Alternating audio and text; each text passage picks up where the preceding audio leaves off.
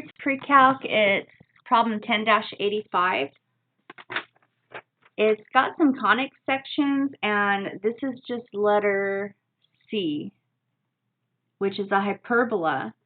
And it wants me to include all the key information with my graph.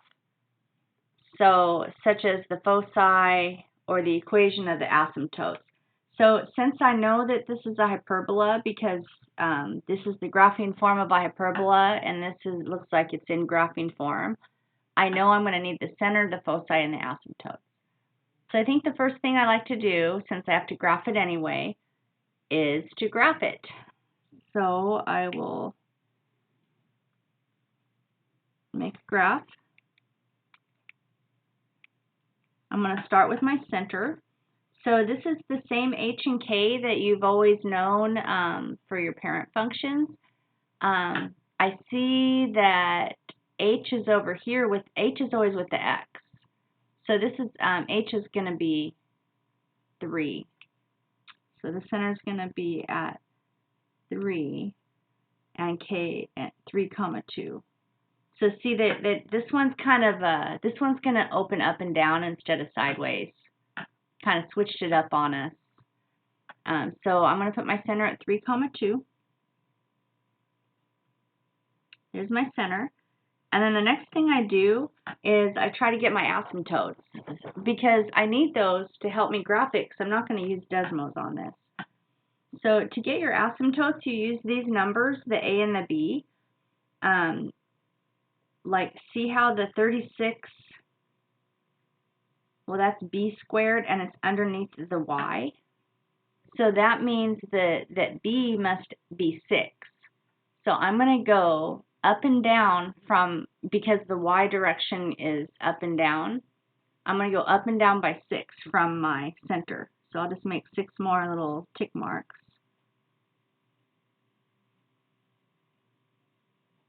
And then I'll go down by 6 from the center. 1, 2, 3, 6. And then this one, since it's underneath the X, that's going to tell me how to go along the X axis, right and left. So since it's a 9, I'm going to go 3 to the right and 3 to the left because, you know, it's a squared. So the square root of 9 is 3. So I went to the right by 9. I'm going to count left by 3, and I'm going to count left by 3. And then I'm going to sketch, I'll use pencil. I'm going to sketch like a rectangle.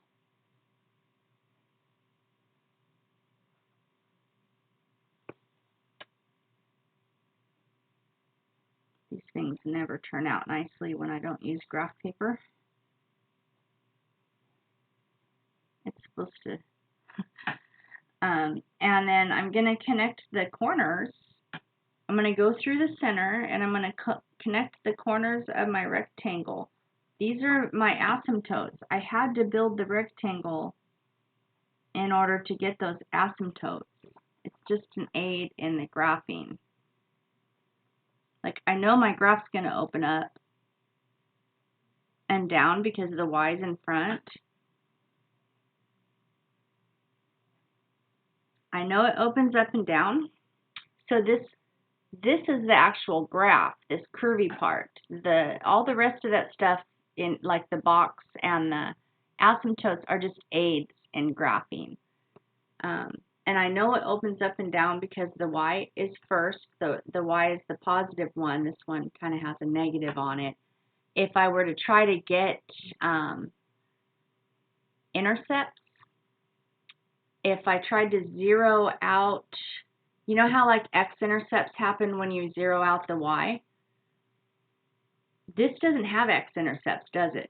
And if I zeroed out the Y, like this would be,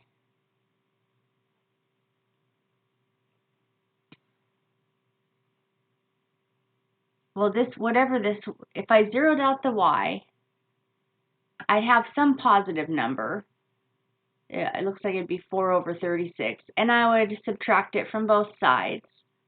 And then when I and then I would try to find out what x is.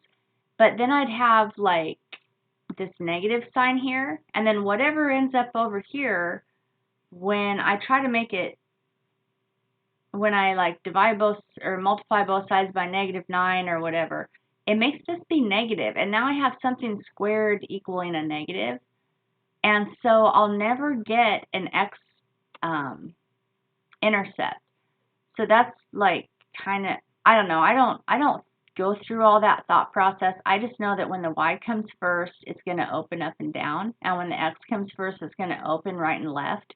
But you can reason it out if you want to by trying to find intercepts, like imagining what would happen if you tried to find your intercepts. So this is the graph, but I need the equation of those asymptotes that I just made. So I know that they're lines, so y equals mx plus b would be nice. I could use y equals mx plus b. I know what the slope is. I went up 6 over 3 because that's what my tick marks on my box say. I started here and I went up 6 over 3. You can count them, and you can get them from looking right here. This y, it's like going up by the square root of 36 is 6, and then over 3. It's like rise over run. So this slope is 2. But I would have another line this way with a slope of -2. And the one that has a slope of -2, it's going to have b up here. And it wouldn't be hard to write it that way. And then the one with the +2, b will be down here. So really I could write them right now, couldn't I? I could say y equals 2x minus 4. That's an asymptote. And y equals -2x. That's this one over here. And then I've got +8. So these are the asymptotes. But I noticed that if you are one who likes to look in your answer key to check your answers, they're not going to write it like this. So I want you to know that there's another way to write the asymptotes, and that would be if you go y minus y1 equals m times x minus x1. This is called point slope form rather than that slope intercept. This is called point slope. So all you need for point slope is a point and a slope. So this is actually the better way to write it because we know our slope. Well, we have two slopes. We have a slope of +2 and a slope of -2. So I'm going to write it as plus or minus 2. And then I have an x1. I have a point that's on the line. It's that center right there. That center is 3, 2, so I can go like this.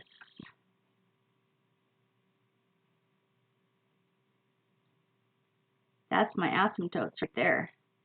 So this way is a little nicer to write your asymptotes, but if you want to write them like that, that's fine. You can even go ahead and move this 2 over to the other side and have it be y equals plus or minus 2 times x minus 3 plus 2 if you want to. Okay, the last thing we have to do is find the foci.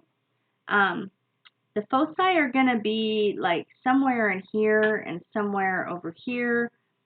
The way we can find them is we know that a squared plus b squared equals c squared, and that has to do with the string that, well, watch the video on the hyperbolas, and you'll see that a and b are these two numbers, and c is the distance from the center to the focus. So if I knew what c was, I could just add it onto the top and the bottom of this rectangle. I know a and b though. We've got 36. I'll find out c. This is 45. Oh, equals c squared. So C is the square root of 45, and 45 is 9 times 5, so the 9 can come out and it would be 3 root 5. 3 root 5, I did it on the calculator. 3 root 5 is, I think, 6.7 or something. Let's see, 3 root 5. It's 6.7. So if I went up, because remember, C is the distance from the center to the focus. So 6.7. So if I went up from the center by 6, I'd be right here. 6.7 would just be like, if that's, it'd be right there. And then I have to go down also. So this is a foci, this and this. Okay, so how can I write that though? Well, I can write these as like ordered pairs. Like this is 3 comma, and then the y would be 2 plus 6.7. And so how can I write that? 2 hey, I can go plus 3 root 5. And this is 3 comma 2, and then this is going down, so minus 3 root 5. I can write it like that, and so for my answer I can use a plus e minus e. So I'll go 3 comma 2 plus or minus 3 root 5. You'll see them write it like that in your answer key. And that's it.